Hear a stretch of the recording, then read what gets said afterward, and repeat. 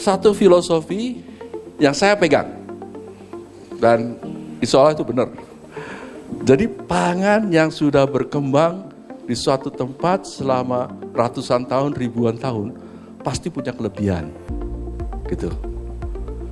Contohnya ya nasi, beras. Beras ini pasti punya kelebihan karena sudah ratusan tahun berada di sini. Dan coba lihat, itu yang namanya para petani ataupun di desa-desa kan makannya kebanyakan cuma beras doang. Yang utama, tambahlah daun-daunan sedikit atau ikan asin kadang-kadang, tapi sehat. Kok bisa? Baru terungkap sekarang.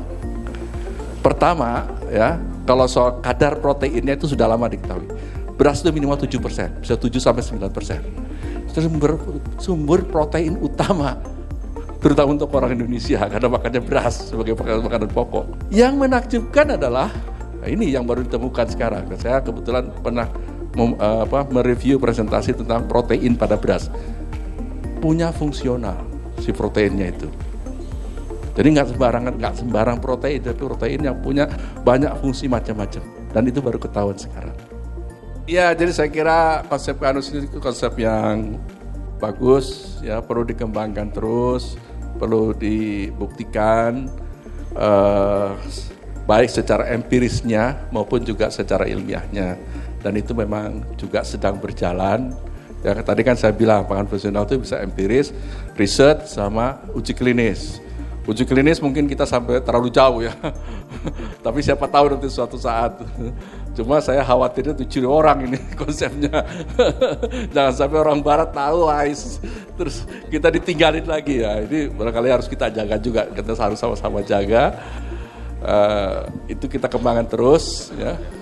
Kemudian juga variasinya harus kita jaga terus, harus kita kembangkan. Jadi barangkali ke depan perlu kita pertimbangkan, makanya tadi saya ini sebetulnya nggak sempat saya presentasikan karena waktu ya, tapi mungkin bisa memberikan ide bagaimana ke depan mengkombinasikan ya yang ada sekarang ini bisa lebih bervariasi lagi sehingga nanti orang bisa lebih tertarik lah ya. Mungkin dari sisi rasanya, mungkin dari sisi tampilannya dan lain-lain, tapi intinya sama, menyehatkan sel, menyehatkan lambung kita.